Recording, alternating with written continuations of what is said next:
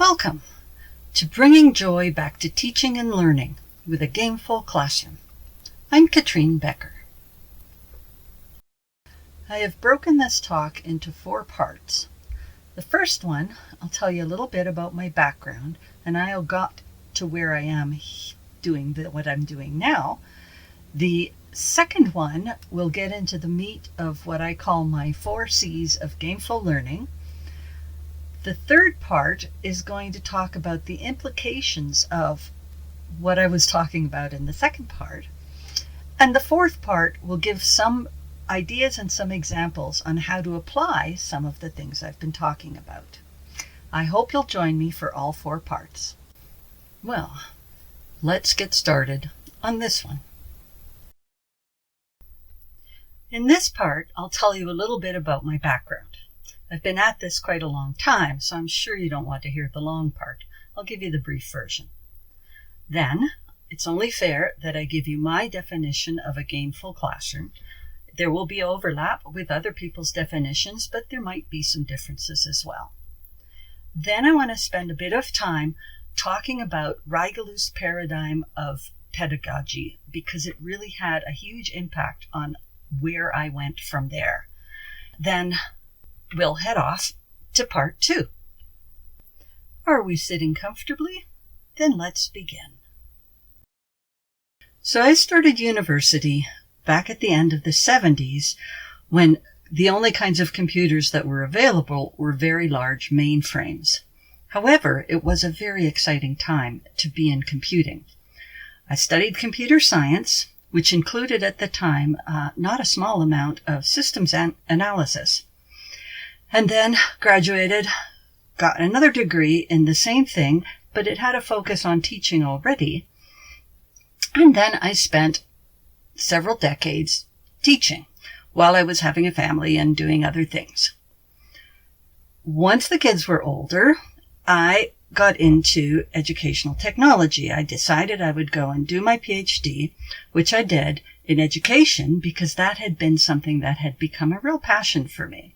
And my focus, because I wanted to use some of the things that I had done before, was in instructional design. How do we design instruction using modern technology in a way that works well?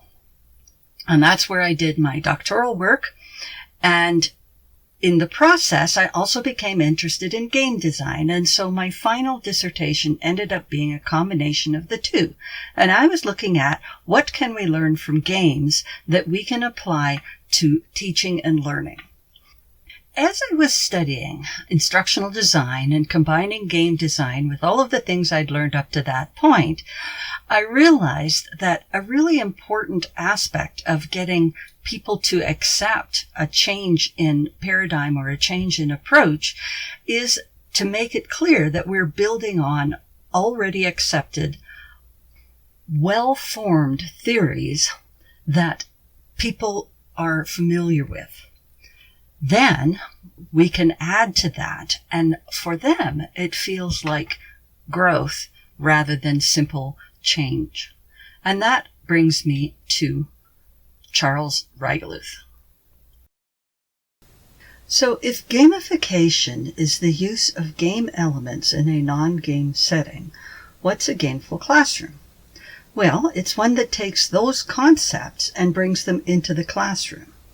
What we're trying to do is take a look at the classroom mechanics, if you will, how people get through a course, how they get through the class, how they earn their degrees, and see if we can augment, supplement, or replace some of those traditional classroom mechanics with the kinds of mechanics that are found in games.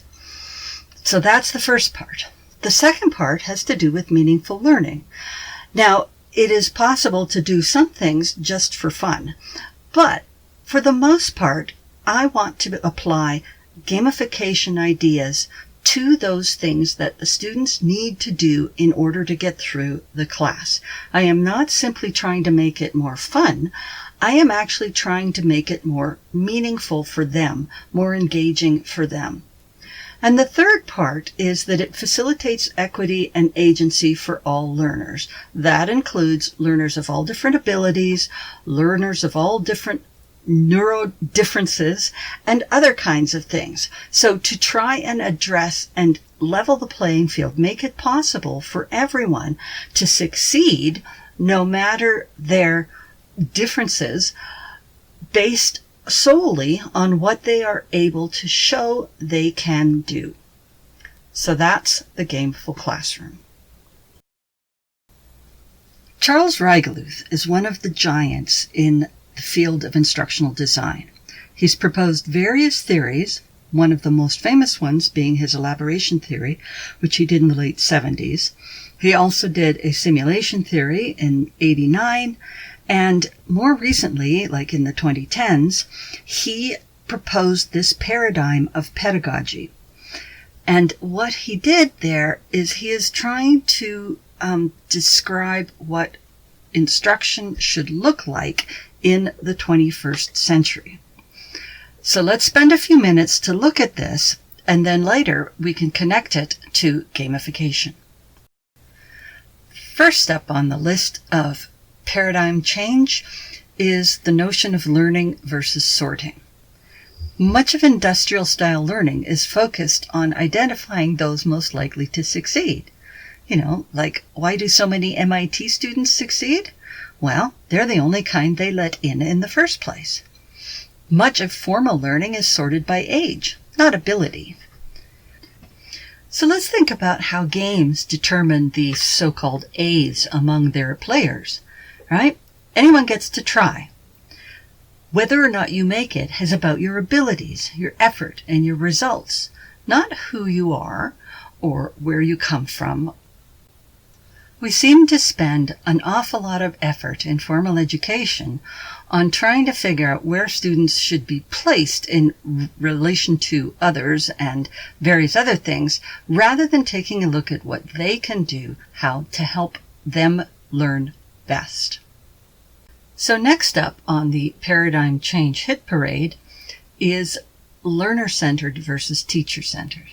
Now, we've been hearing about this an awful lot. I've actually been hearing about it for decades. And that it seems like it's a fantastic idea. But what I find very often in university lecture theaters looks nothing like that, right? Your typical classroom, especially those in science, still tends to have a lecturer up at the front doing the lecturing. There's a textbook for the course with assigned readings. There are multiple choice tests, assignments with hard deadlines, all proceeding in lockstep fashion, without much option, without many choices, except those that benefit the teacher. In contrast, learner-centered education gives students the opportunity to learn things by doing. They get instructional support to reach their goals. It's personalized. It's often collaborative. Sound like games? You may be starting to see that none of these things actually stand in isolation. They all overlap to a certain extent. Third on the list, we have active versus passive engagement.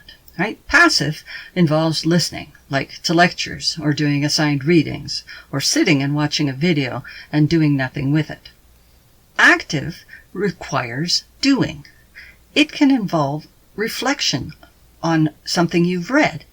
It can involve just-in-time instruction, that is, teaching the students the thing they need to know to solve the problem that's right in front of them, rather than what they call just in case, which is we'll teach you all the theory and we'll teach you all the stuff, and then we'll give you an assignment so that you can try and apply all of the things that we just threw at you.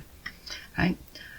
Active engagement involves finding ways. From the point of view of instructional design, we then have to find ways to keep them active, to get them engaged.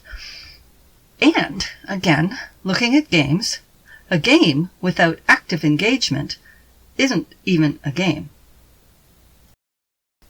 This one is one of my favorites because in a way it kind of started a landslide of changes in the way I thought about things and how I approached stuff. So this paradigm shift involves looking at things from an attainment-based rather than a time-based perspective. Now, we're all quite familiar with time-based learning, right? I used to do a lot of it myself.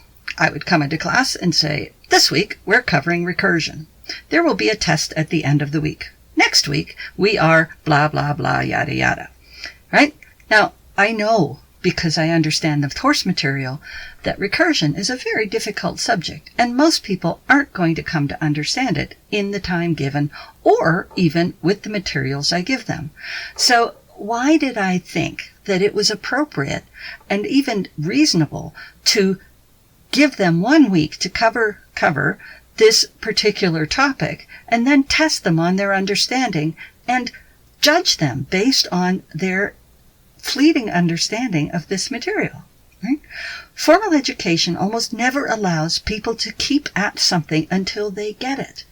And we all learn things at different rates. Some of us learn this thing faster and that thing slower, and others are the reverse. If they fail, most of these students failed not because they couldn't do it, but because they ran out of time. So we can look at different ways to approach what we should do instead. So attainment-based is exactly what games do, right? We get to do this as often and as long as we want until we get it right. Why don't we do that in formal education? Turns out we can. Poor Norm. Norm is missing the point. This particular one is really huge. We've become very attached to our norm-referenced assessment. When I was teaching large classes, it was expected that no more than, let's say, 5% of any of my students would get an A. So I have a class of 150 people, right? 7 A's.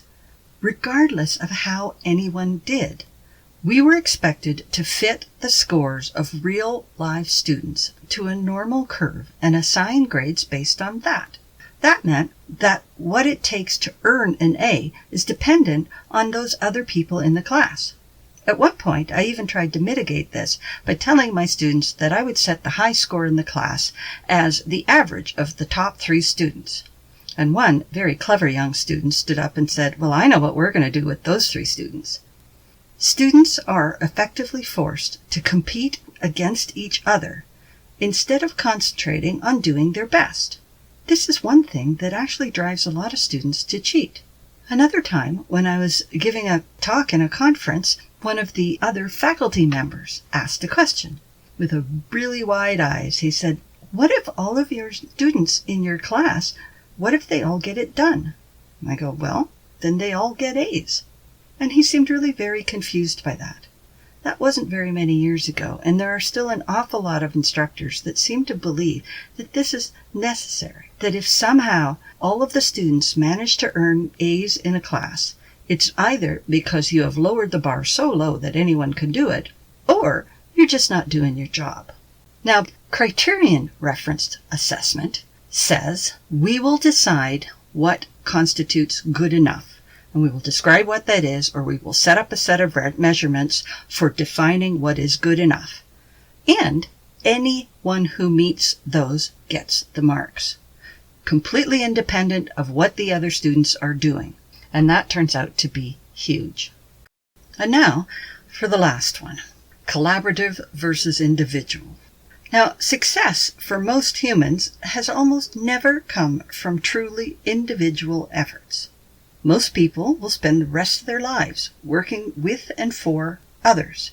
They work on projects in their jobs, together as teams. So ask yourself, why are we in formal education so obsessed with do your own work? Why do we not allow people to work together? Well, one possibility is it makes it a lot easier for the instructor, but it certainly doesn't make it easier for the student. And once again, games show us that working individually is not necessarily the best way to go.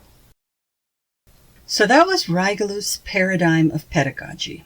And you'll see in the next set of slides how that both inspired and underpins my 4 C's of gameful learning. I hope you tune in to the next part. See you then.